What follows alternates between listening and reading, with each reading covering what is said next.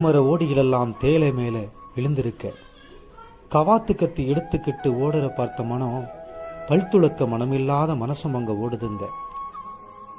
அறைக்கு வந்து வாசலில் அடிக்க வச்சா 6 மாசம் அடுப்புக்கு சோறுதாங்க.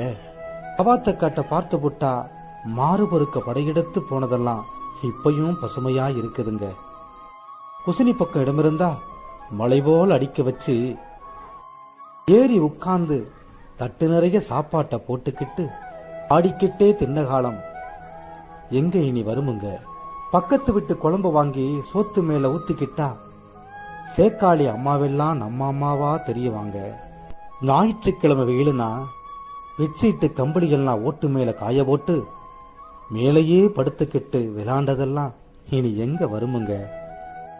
காலையில 5 மணிக்கு அப்பா ரேடியோவை நோண்டி நோண்டி பாட்டு வச்சு எழுப்பினதெல்லாம் திரும்பி நமக்கு வருமாங்க. 7:30 மணி செய்திகள் வாசிப்பது சரோஜ நாராயணசாமின்னு கேட்டதெல்லாம் நெஞ்ச வந்து கிள்ளுதுங்க.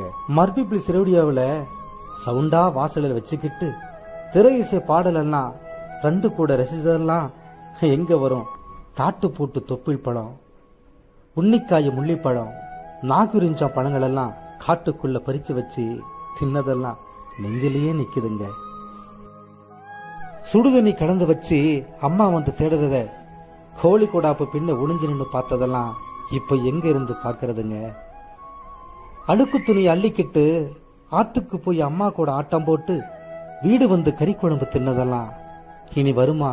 ஸ்கூல் சாப்பாட்டு தட்டையெல்லாம் முதுகு பக்க சட்டைக்குள்ள வச்சுக்கிட்டு ஓட்டப்பந்தய போனதெல்லாம் இனி எங்க வருமுங்க.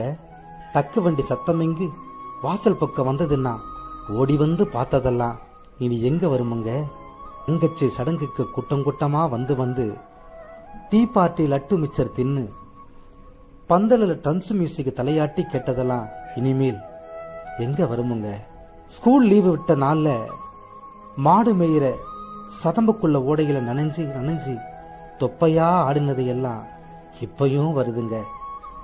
தங்கச்சி ஃப்ரெண்டு மேல சுண்டக்காவலை அடிச்சதும் வாத்தியார்கிட்ட அடி வாங்கினதெல்லாம் இப்பயும் மனசுல வலிக்குதுங்க.